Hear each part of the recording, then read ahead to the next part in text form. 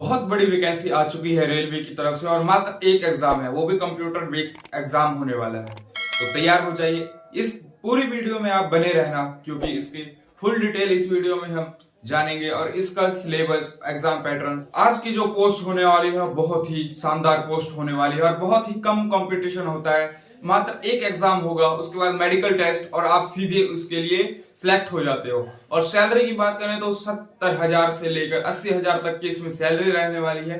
Basic salary इसमें 60,000 से शुरू हो जाती है। तो गाइस इस वीडियो में लास्ट तक बने रहना। जो वीडियो में लास्ट तक बना रहेगा, मैं बीच में या लास्ट में इस जॉब के रिलेटेड में इसकी पूरी आंसर की, पूरे क्वेश्चन पेपर और सैंपल पेपर जो मैंने तैयार किए हैं वो मैं आपको देने वाला हूं।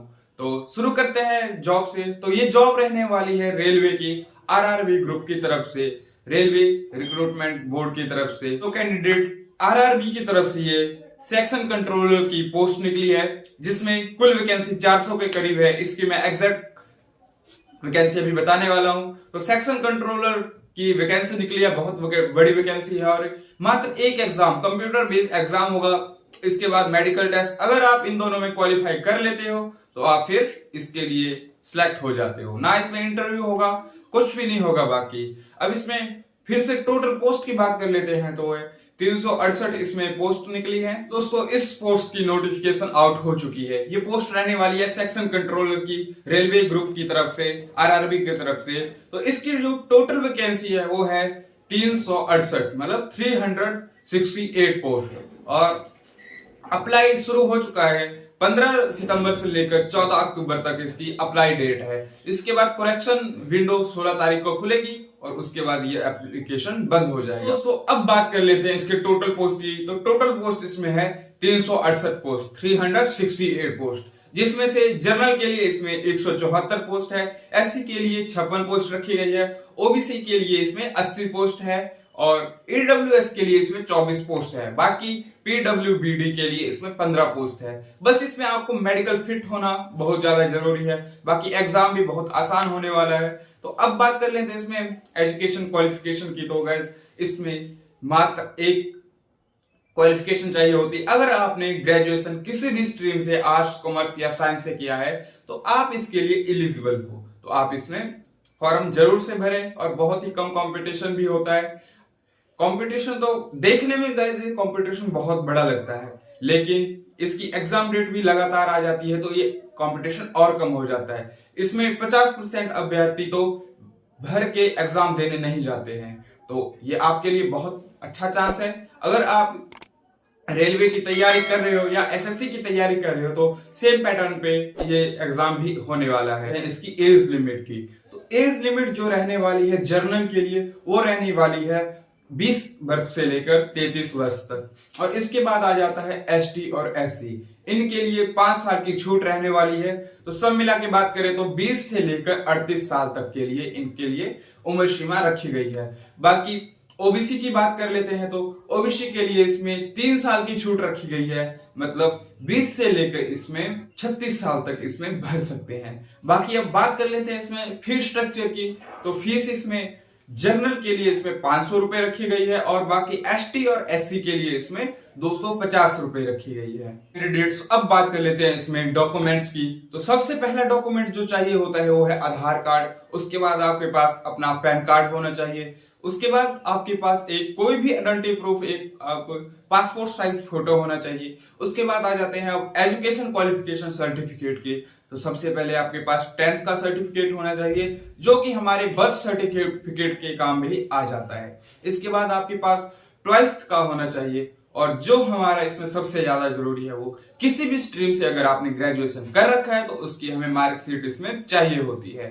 बाकी दूसरे सर्टिफिकेट्स की बात कर लेते हैं। तो इसमें सबसे पहले जैसे अगर आप ईडब्ल्यूएस में हो तो आपको ईडब्ल्यूएस सर्टिफिकेट लगाना होगा।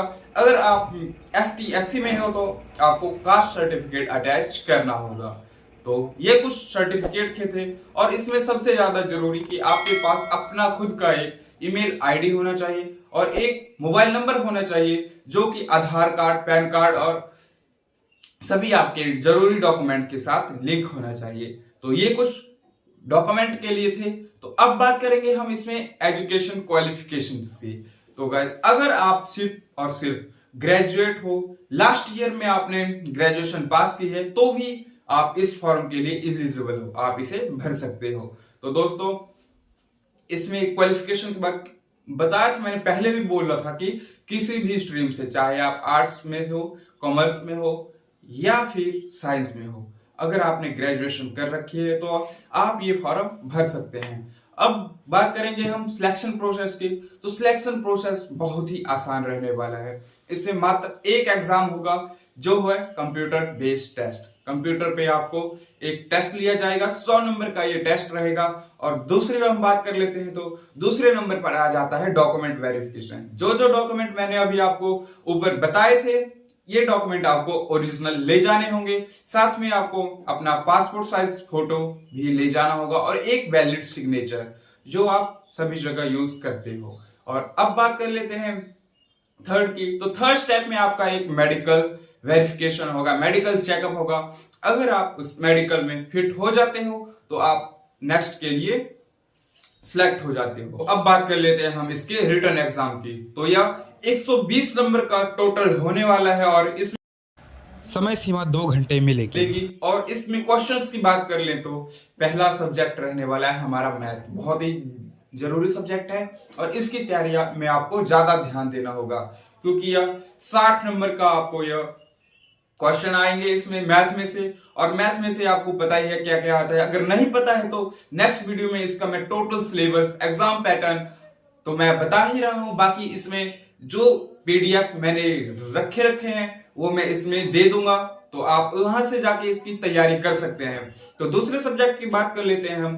तो उसमें आ जाता है जनरल कैपेबिलिटी टेस्ट, जो कि 20 नंबर का होने वाला है। इसमें आ जाता है अब आगे रीजनिंग, बहुत ही खास सब्जेक्ट है। और रीजनिंग जो आप एसएससी में तैयारी कर रहे हो, सेम सेम वैसे ही आ जाता है, थोड़ा बहुत क्वेश्चन का आंसर अंतर रहता है।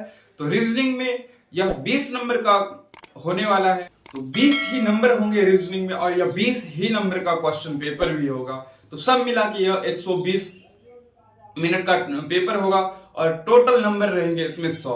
और क्वालिफिकेशन के लिए आपको 35 प्लस लाने होंगे और बाकी मेरिट लिस्ट के अनुसार इसका जो भी डाटा बनेगा उसके हिसाब से सिलेक्शन होगी। मेरिट लिस्ट में होगी वो रिटन एग्जाम के बेस पर होगी।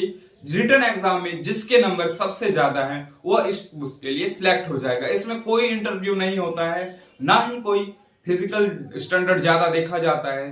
तो यह पोस्ट बहुत ही खास रहने वाली है। तो जल्दी से अप्लाई करें। अप्लाई लिंक मैंने डिस्क्रिप्शन में दे रखी है, तो वहां से जाके इसे जल्दी से जल्दी अप्लाई करें। हम मिलते हैं इसके टोटल सिलेबस के साथ और इसके टारगेट जो हमने तैयारी करने के लिए स्ट्रेटेजी यूज करनी है उसके साथ।